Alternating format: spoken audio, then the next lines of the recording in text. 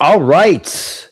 We are officially live to our subscribers today. And before I get started, we talk often about red flags before in a relationship that we want to see. And today, Amber and I, my new fiance, is with me on the podcast today. I'll introduce her here in a second, but I want to just talk about we're going to kind of flip the script today. We're going to talk about how green flags really have morphed and changed our status and relationship in so many aspects. And we're going to talk about that today. We're going to talk about how it saved our personal lives. We're going to talk about how it actually protects future opportunities. And we're also going to talk about how it honors our God, our Heavenly Father. So I want to give a quick statistic here before I bring on Amber. Is the CDC, whether you like the CDC or you believe there was CDC,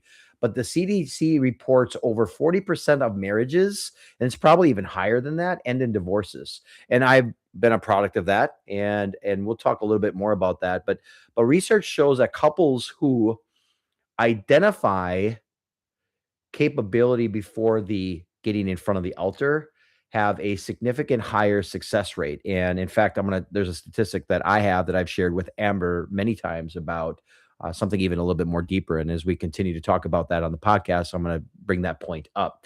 And, what I do for those of you, I've had the opportunity now to really help men walk with men and walk with families through relationship transformation. And without further ado, I would like to bring good to see you back, babe. The one and only Amber Dobson is here. She will be soon To be Amber Hicks. to be Amber Hicks. And thank you for being in the studio. We are finally back at it, and I'm excited about. You good? She's just fixing her. She's just fixing her hair, y'all. So see, what sucks is when you go on YouTube and you go live, and this is for my subscribers. I do this for the subscribers, and you get the full benefits of what you see right now, the mistakes and things like that, and the hair look. And we don't have any hair and makeup yet to do these things. So we just go with the flow. So all right, so I want to kind of talk about, so today's kind of episode and podcast is about, she said yes. So obviously she said I proposed. So we're going to talk about how we. Oh, yeah, you wanna show everybody? Okay. So she said yes, so now what, right? So we're gonna talk about the courting process, we're gonna talk about the relationship process of when you're exclusive, some of the green flags with that, and then the fiancé part, and then the marriage part as well. So first and foremost, I just want to say thank you to everybody that is here today and listening. You can be so many other places, but you are here today. But let's talk about courting. Let's start out by talking about courting versus dating. So define the difference up front. So let's talk about that. Courting is intentional, and you're not just seeing where it goes, you're evaluating from a marriage perspective. So this is where I want to kind of lean into you a little bit now. When we were beginning to court and date each other, she ironically had like 5 different M's that she was dating at the time. So and when I was courting her, and right, is that right? Yeah.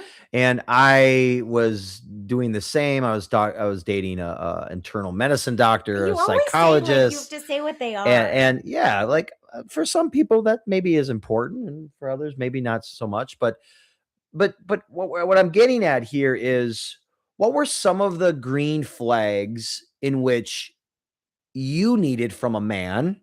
Right, we both were divorced. All right, so and what we've realized, and we're not throwing anybody underneath underneath the bus, so to speak, but we've realized for ourselves where we had to put growth into ourselves because there are areas that we had faults in. But what are some green areas and green flags when you were courting and when you were being courted by these 5 M's? And obviously as a male coach, I help other men become their best self. what were some of the attributes that you were looking for? Like, can you break that down for us a little bit? Yeah. I mean, do people know what a green flag is? Well, let's define that. That's probably a good Okay, start. so a green flag is opposite of a red flag. So green flags are positive. Green means go, green means forward, green means yes. So they're more positive attributes or, you know, instances that you experience or witness or observe. And so I think when you're courting someone, it you can always it's easy to look for the negative in any situation, whether you're dating or you go to a movie, you always kind of point out the bad things first. You have to really shift how you're living and thinking to look at Mm. making sure you identify the strengths first or the positives or things that you liked. And for me, green flags in dating were, do they like show up when they say they're going to show up? Oh, so consistency from a man. Well, Yes. like, you can even go in a little bit more about that, like even from a text, right? And then all of a sudden they text you, or then Yes. they Or they just like ghost. stop texting and you're like, what is that? Like, I'm 40 years old. Like, I don't need to do this. Another big green flag when I was courting, dating, is that seeing how they spent their time. Were they going out? When they were not with courting you or dating you. Yeah. Yeah. And even to the point of like what they would plan. And I think it goes to show like a man in my eyes should initially really plan those initial dates. As you maybe are going further in your relationship, that responsibility can be shared a little bit. Yeah, shifting. Yeah.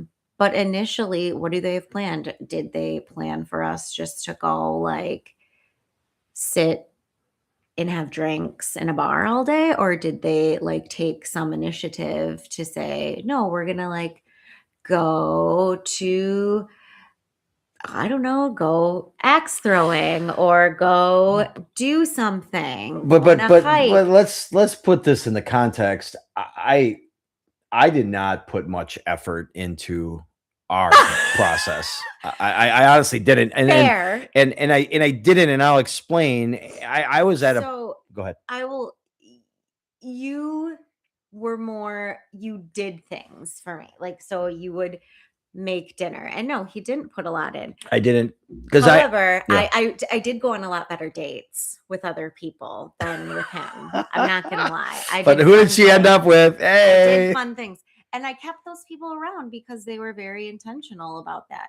But the reason more green flags kept showing with Michael, I think is really because he was consistent. He wasn't afraid to talk about like deeper things. When you get like one life, and when you're looking for a future, and at this point I don't think we were looking for marriage, but No. we were looking for long term. I wasn't just She sure was looking to date someone just to date. Like, I have kids and I want to show them healthy relationships.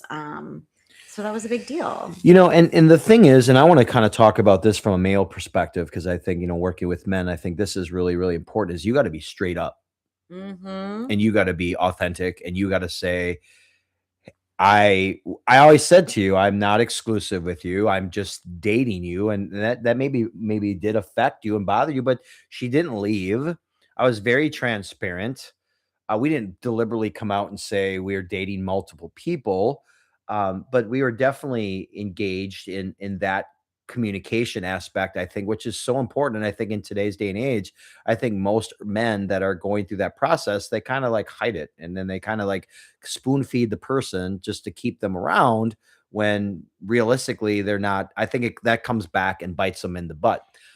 I was very transparent that I'm not ready to jump into anything right now, because I went through a traumatic period of time, and I'm writing about that in my book that you'll be able to get soon. And my goal on that side plug is to have it finished and hopefully work with a publisher by the end of the summer. That is my goal. So I'm saying that for myself and to all my listeners, because I know many of you have reached out and asked about that. So, but I want to say that because I think being communicating and what another thing I think that you shared, maybe we can share about that in the next step, is a little bit more about consistency. But one of the things that through my growth journey, because I failed in relationships as a man over and over many, many times, and I'll be very honest with you, and I'm by no means an expert in that area, but I do want to clarify something as men is if you did what I did, which was jump from relationship to relationship to relationship, you never knew what you wanted in a woman. And one of the things that I saw with when dating Amber was she was always consistent. She was very honest and she and there was a point when I was dating 3 of these there's 3, I narrowed it down to 3, and I'm not saying that to gloat or throw my ego out there. She was with, like, 5 at a time that all had started with the letter M, but regardless of the point. So, what I'm saying is she was very we would communicate, and she wanted to spend more time with me. Now, during this process, I had a woman tell me that she loved me within the first 2 months. Now, as a man, ladies, I wanna be really clear. If you're saying that, I guess I get it. You can give them your feelings. That Yes. that that was that was too much for me. That wasn't easy for me to be like, "See you later." But, one of the things that she liked and is she never was too pushy. She did state how she felt and what she wanted from me, which kept being more clear because we would go on these staycations and we would do things together, and we really enjoyed those moments. And but I really liked how you, as a man, I think men appreciate this, is you just wanted more time with me, and then that ended up being exclusive, right? So when you're courting, and then another thing is too is during my process of transformation and change for me was biblically. And do you want to talk a little bit about that, like a faith-based man? Do you want to speak about that, of how that was a quality that maybe that you thought was interesting, or like you want to share anything about that? Yeah. I, uh, when we had started dating and then become exclusive, faith was growing for me. And I knew that that was something that I needed to shift to be more in the forefront, to be the forefront really of my life and in my home and with my kids. And Michael really brought that, and he wasn't like afraid to talk about it very vocally. Um, and a lot of times we would have conversations and I would say, I'm not there yet. That's not where I'm at. But that doesn't mean I don't want to get there. And I think what he saw from me was a commitment to continuing that journey, even though I I wasn't fully there yet. Um, Yeah, I think your process really happened while we began to be exclusive. I yes. think your journey in faith, and I got to say this to all the men that are listening to this, and women too. I think this is really important. I think women need a man that is disciplined and rooted in faith, and is just disciplined, is consistent, not only with actions, their words follow through. In fact, I made a couple reels about that. I think that is really important. But there's a Bible passage that sticks to me. Is it's well, let me read the Bible passage, and I'll kind of give you the summary of it. But it's in Proverbs 31:10 says, "You can find a virtuous woman. Her worth is far above rubies." So what it's basically saying is, and this is what I realized through multiple failing, right? Is look for someone's character. I remember during the process of going through when we were exclusively dating, Amber shared something that really she was absolutely terrified to tell me.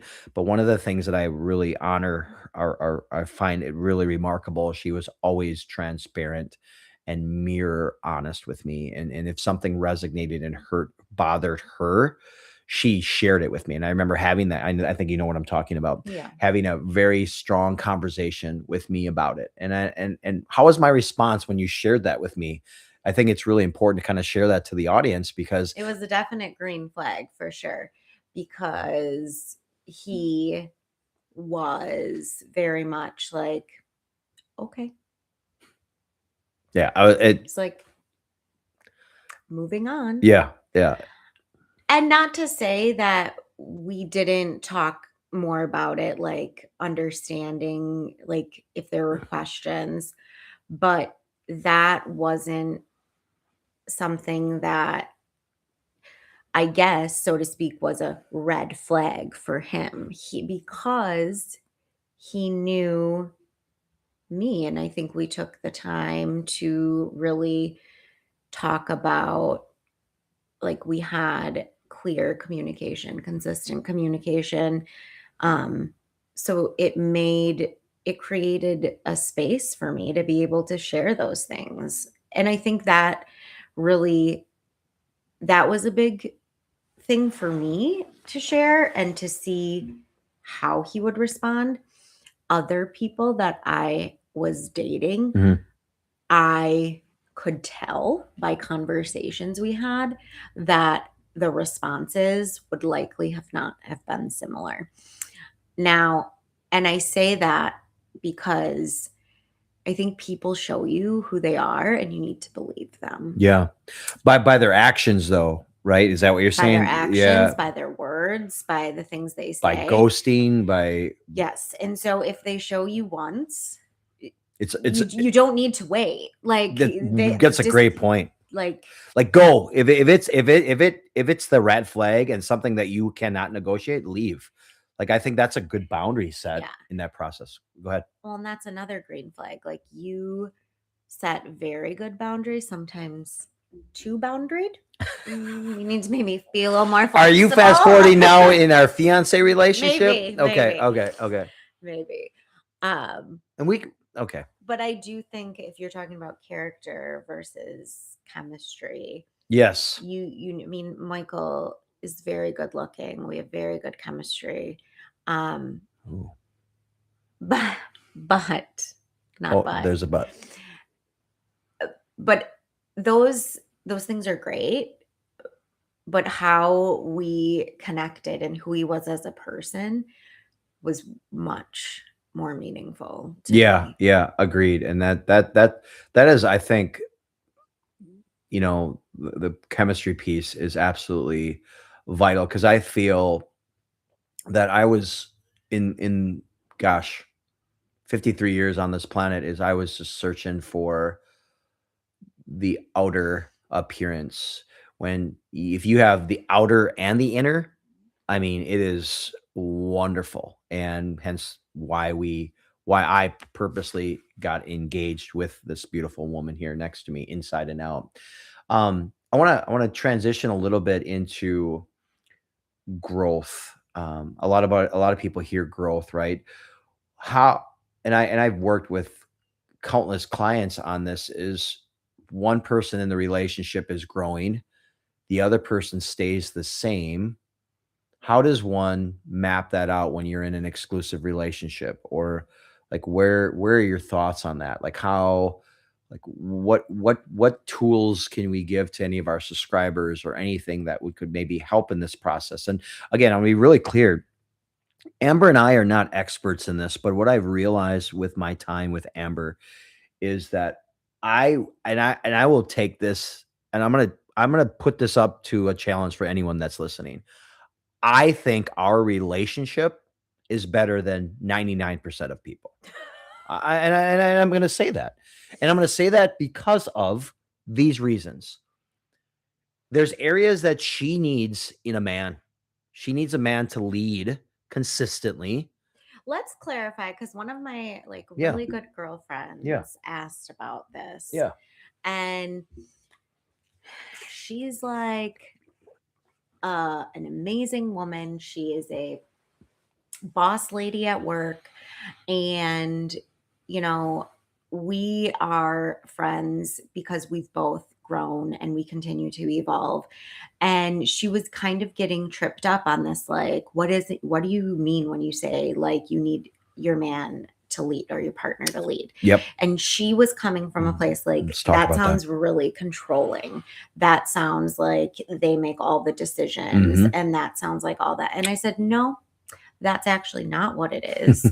It's that they show up the same way you do, ready to make decisions, and they will go on that path with you. It's not you're going and they're staying back. Right. They are keeping your goals as a couple at the forefront. They are pushing to,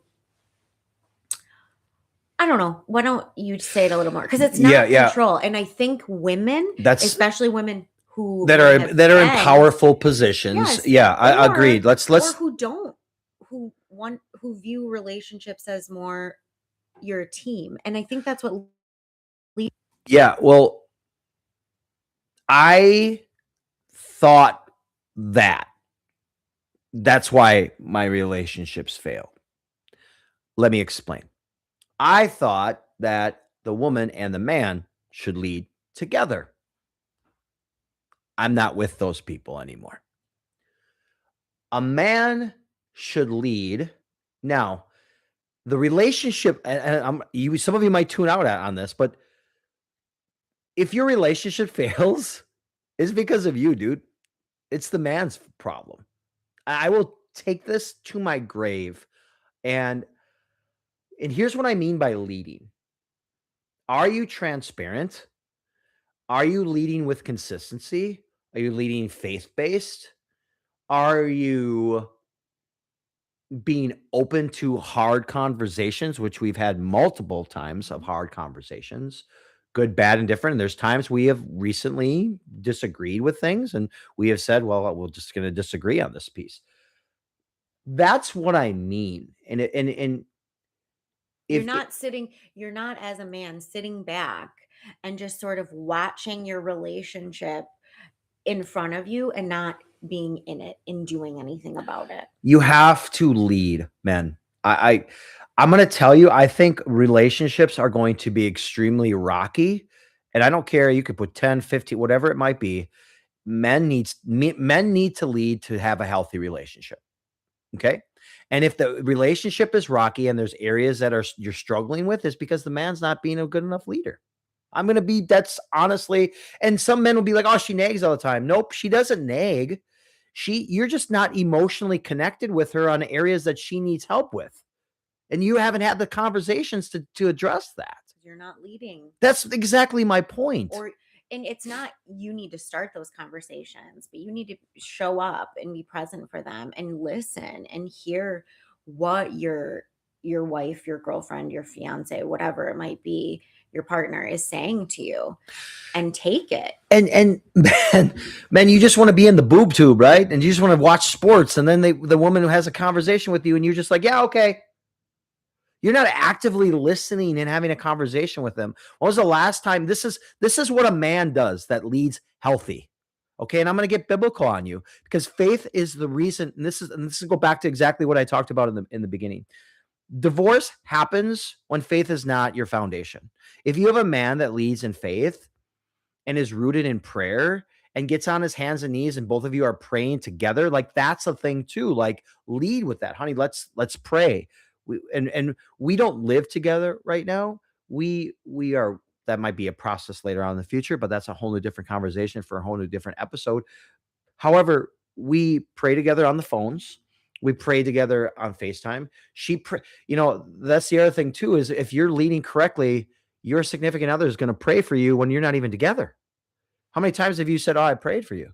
I was like, wow. Like there's nothing better feeling than that. And I remember, yes. And Michael does that really well, which I love because it now has become so consistent that then I also do it. Yeah. I remember this is just back when we're talking about green flags in relationships. My sister started dating who's now her husband, and they were living together, and she had a son that was not his from a previous relationship. And I was over at their house, and it was like bedtime, and I was saying goodnight to my nephew, but my sister and her boyfriend were in the room also. And he was like, Amber, why don't you stay and pray with us? Yeah, I remember sharing this And with me. I was like, Yeah. what the heck? Shout out, Anthony. Nice job, buddy. On right now. And I look at Ashley and everyone grabs hands. Yeah, I love it. And I'm like, it's beautiful. Oh my gosh. But But that's leading though. That is leading. That's a man leading. That is. And I also think it's different because there are people that outwardly might do those things and people that might more do them inwardly. And that's okay. But that was like, he invited me into that like moment with their little family. And I had never experienced that before. And now, they have a very healthy, happy marriage and lots of children. And and I believe they still do that. So but to my men out there, and even to my powerhouse women out there that lead in their CEO jobs, like I get it. I do. But women, let's be frank. You need to exert your feminine energy. Yeah, you need to exert that feminine energy. You need to embrace that because that is who our Creator has meant for you to be. But I want to talk a little bit about the prayer piece, which you alluded to. Is that's one of the deepest forms of intimacy besides sex. Like that is one of the deepest forms of intimacy that you can have with your significant other because it allows, and that's the other thing too, is men, you got to be vulnerable. Like I teach you to be vulnerable. Like this woman has seen me cry. This woman has seen a lot of vulnerability in the 3 years coming up that we have been together. And that I think it's a beautiful point that you made there is, and I appreciate you bringing that as a really strong green flag is I think vulnerability and prayer. And that's what leadership is about as a man. And it's not, and sometimes men, your ego gets in the way, but if you got a woman on the other side, another green flag and through the process, and I want to ask this question before we transition into the exclusivity piece of relationships. But the piece that I really like is, and I just lost my train of thought. But when you can incorporate those things and lead, when men can lead through vulnerability and prayer and faith, I think the whole dynamic of your relationship changes. I didn't have that for years, and I think that's why I failed. And I didn't really lean into my faith. And through this journey, one of the questions that I asked Amber as we've now gotten to the process of being here of where we are as a fiance, right? Is, hey, I'm still on this growth journey of faith, and I might I need you to be with me the whole process. And she said yes. So I absolutely love that about you. I think one of the things we were talking about is individually people growing themselves, not just in their faith, but in other ways. And you don't have to be like, I'm grown to like start your exclusive relationship. Yeah. That continues to evolve. But when you make the decision to be exclusive, I think you're also making the commitment, not just to yourself, but to the person you're going to be exclusive with, that you are committed to constant evolution and growth. Yes. Like, because no one is perfect and no one is ever like healed or changed, or it's a constant journey. It is a journey. Well, if you have wounds, though, those wounds need to be addressed early while you're courting someone, because I want to leave you all with this question here before we transition to the next piece here is when you're courting someone or when you're dating someone, when was the last time you evaluated their character instead of the chemistry that they have? What is their character? Amber shared something really special with me last night. She was going through her emotional period, which great, but as a man, I took time to listen to her. And that's the thing too, men, I want to tell you this, be able to have be able to be, have your woman be able to say to you, I just need you to listen. And then men shut up. And I think I do a 85% job of that. But sometimes she'll be like, Good. nope, I just need you to listen. And I I just was like having a very emotional day I just yesterday. shut up. But I want to say this. So instead of the chemistry, measure their character. You had talked about it earlier. What are they doing when they're not with you? Is pornography an issue? Is drinking an issue? Is smoking an issue? Is whatever, insert whatever an issue? So, all right. So, I want to transition into the hard conversations, and we've had many, and we don't ever avoid them, right? We usually talk about them, or if it's not at the right time, I say let's shelf it, and we bring it back. Um, we also we celebrate our wins together.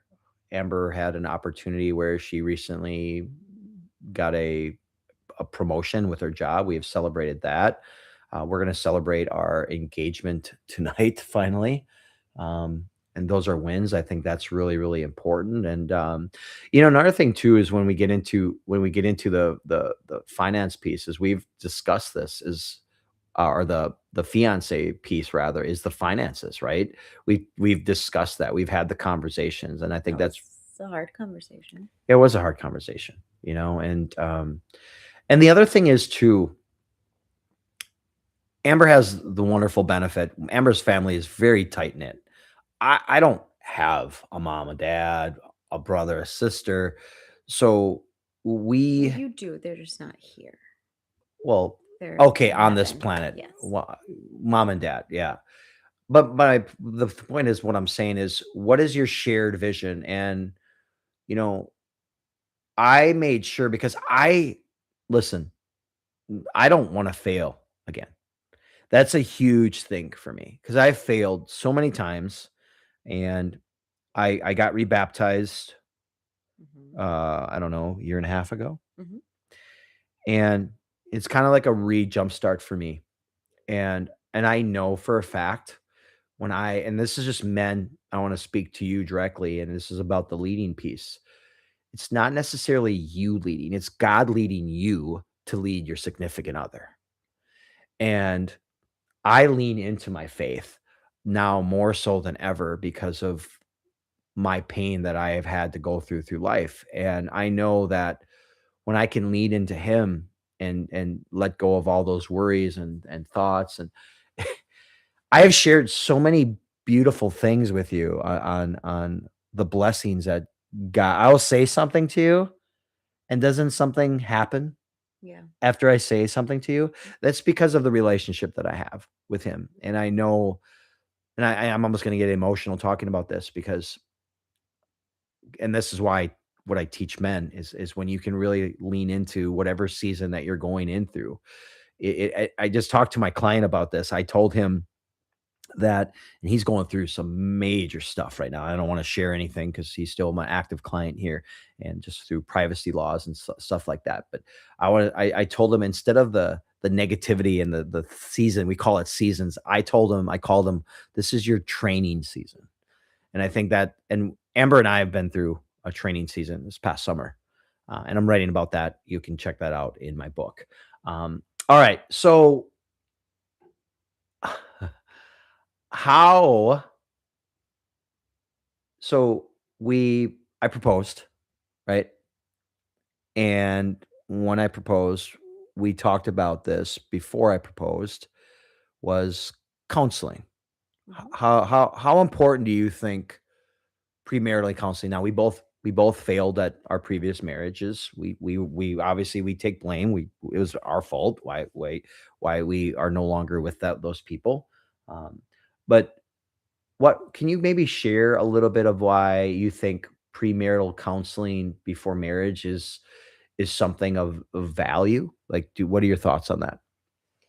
I think, you know, we're talking about green flags here, and counseling is green. It's Mhm. not red.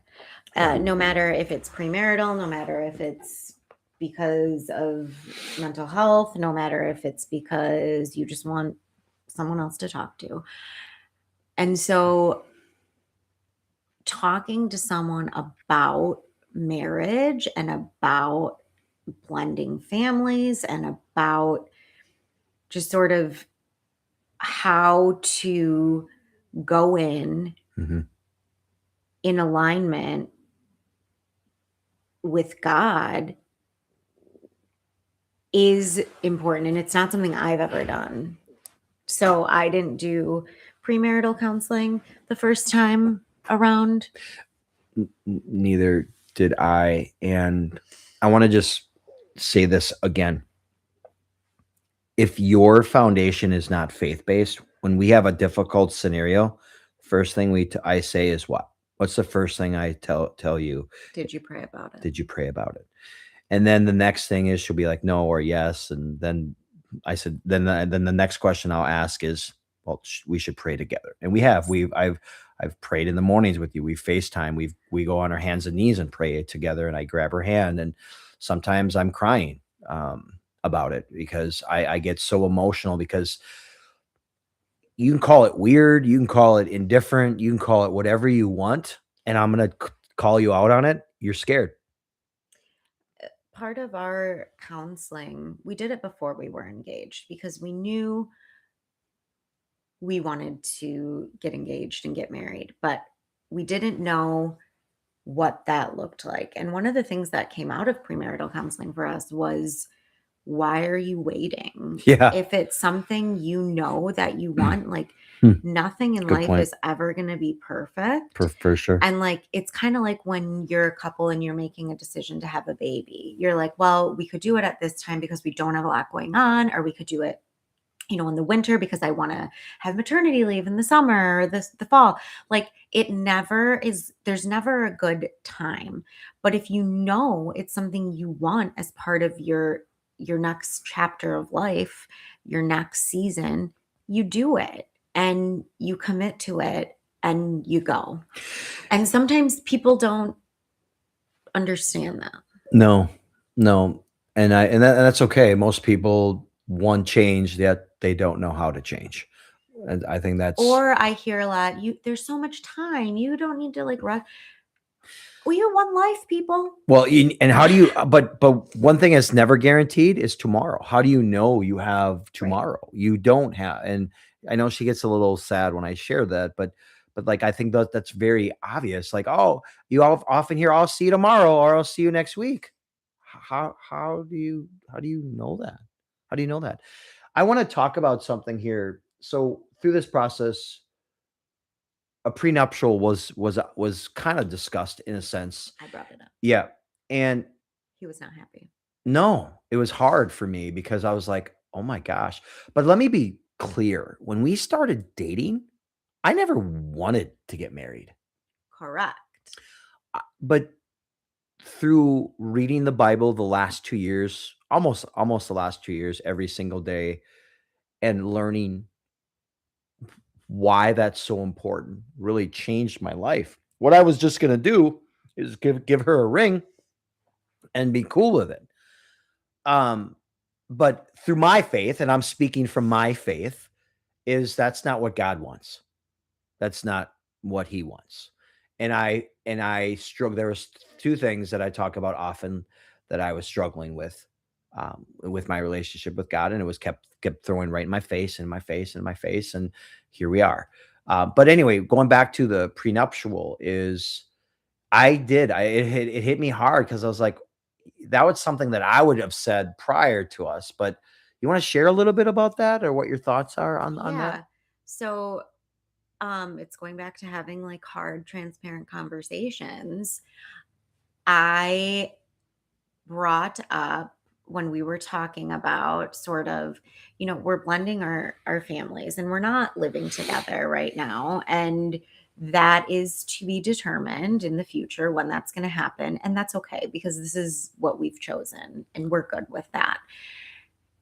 One of the you ask questions like, are expectations going to change on how often like our kids see each other? No, like we'll do it when we can, just like we do now. Um, Making family time a priority, things like that. Well, then I said, I want to get something, have a conversation at least, and perhaps write it down or do a prenup, because if something were to happen, and he didn't like that.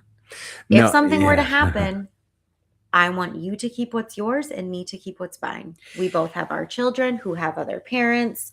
We and he was like, "Oh my gosh, I can't believe you're bringing this up." However, in true Michael fashion, and I knew it was safe to bring this conversation up, and it was difficult, but he came around and was like, "Let's pray about it." Yes. And we did. Yes. And now there's, I think, more of an understanding. He went, and you can talk about it, or I'll just say it for you. We both had our own financial issues from our first marriages. And some things were taken from us, some things we had to give. Some things you had to do. And so I don't want that to ever be something. And I have to be responsible for that. You brought up a really good point, and I want to talk one of the there's a few things. The old me, hard conversations, this man, bye, I'd leave.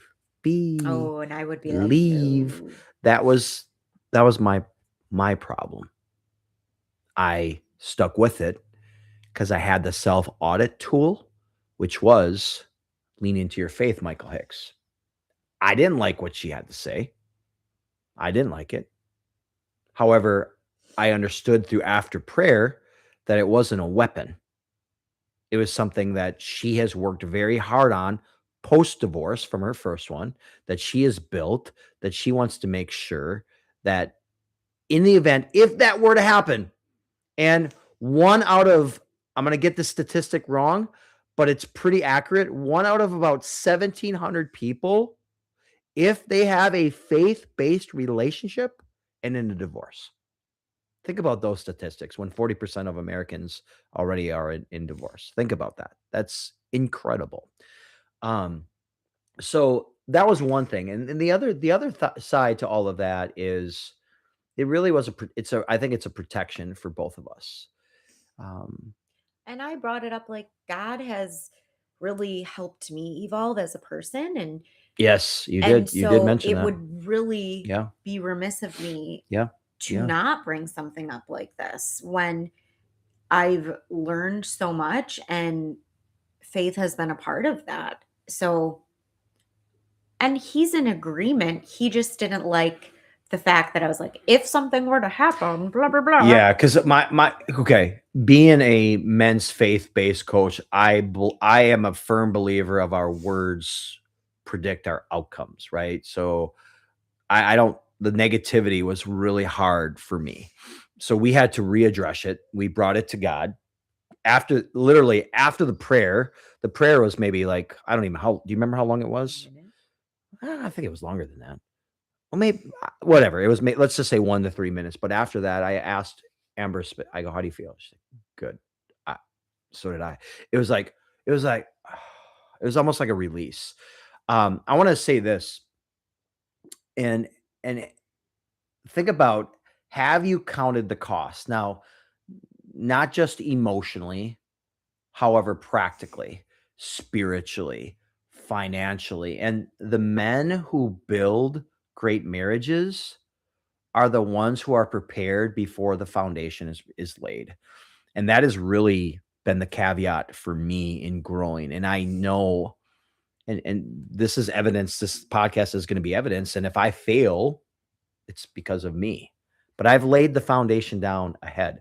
I want to, as we get into our last segment here, I want to talk a little bit about, as we are getting prepared to go into marriage, some of the green flags. So as you go from fiance to spouse as a spiritual upgrade, it's basically a covenant of love, which is different than romantic love.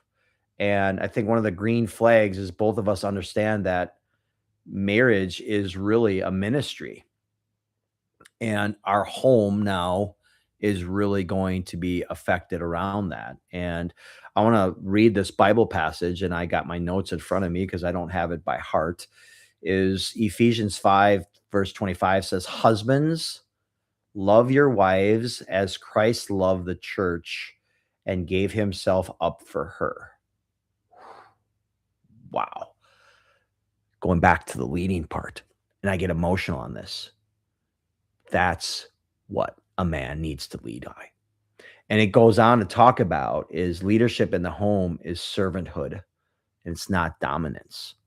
So going back to the strong women out there, that's and Jesus loved himself so much that we know what happened. He died on the cross for us. Um, so I think some green flags as we'll continue in our relationship as a couple together, united as one, is the spiritual practice. We won't stop praying together, um, worship together. If we don't go to physical church, I love her church where she lives at, but it's like a 45-minute drive, and I don't always get a chance to be there. Um, and I don't really like the ones here. No, sorry, not sorry, but so I'll watch online. But we want to continue to serve together. And I think men, if you go into the mentality of leading with a servitude mindset, I think I'm leading. She's making all the choices. That's what leading is, man. Because if you're leading correctly, she's going to make a choice that she knows benefits both of us. Right? Yes. Yeah. Um, all right. Anything that you feel that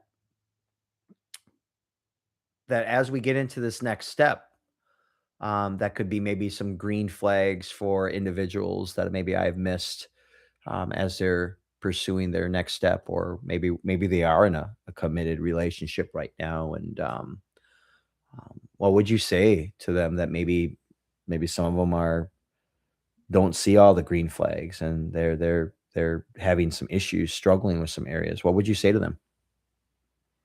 Have a conversation. Okay, how and when? Because men operate differently. Ask. Hmm. I want to have a conversation about our relationship. When is a good time for you? Be respectful, because then it invites them and they have to respond like now, Yeah. later, and have those, transparent conversations and say the good things that you see and what you want to keep continuing to build on, and bring up the difficult stuff, because holding on to the good, the green flags, you can build upon You can that. build on that for sure. And I want to say this, your partner, your lifelong partner should be your best friend and your greatest accountability.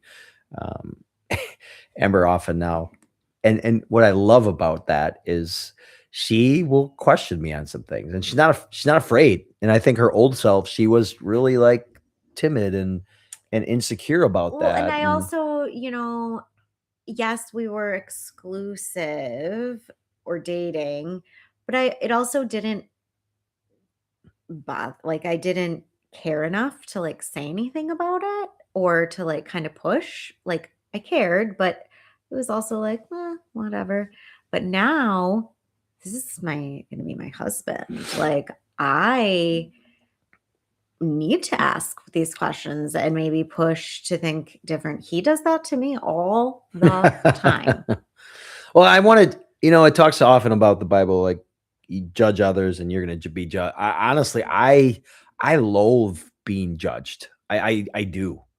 I do, because I want my character. Like I spoke to you about this yesterday. I had a professional development that I've gone to, and um, my character has really Mhm. shine, and I think I want that, and I want people to be like, but not like, caught ya. But no, literally, if I'm doing something that's not in alignment with my brand right over here, then that's who I am. That's who my character is. And I want to bring this all together here real quick is, you know, men that are CEOs, you can be the CEO of your house. And it doesn't mean stumbling into and struggling, having tough conversations. Yes, you're going to have those tough conversations, but you got to go in with true intention and really know that your family should come first before your business and before anything else. And your life should not evolve around, yes, does it provide financial stability? But the other side is, though, at the end of the day, when you're on your deathbed, your job's not going to be there. They're not going to care about you. Your family's going to be there for you. So that's what I want to say. So, you know, and as we are kind of wrapping up here today, is I want to have at least some questions for all of my listeners out there, and would love for you to drop them in the comments, or you can email me at michael@live2thrive.com, as she has a huge yawn and that's going to be on video. I love it. So you're catching it right here. But if you are someone that maybe is watching this and your relationship from the outside, would they see green flags or question marks? Green flags or question marks? And one more also, are you the person that talks to other people about your intimate relationship?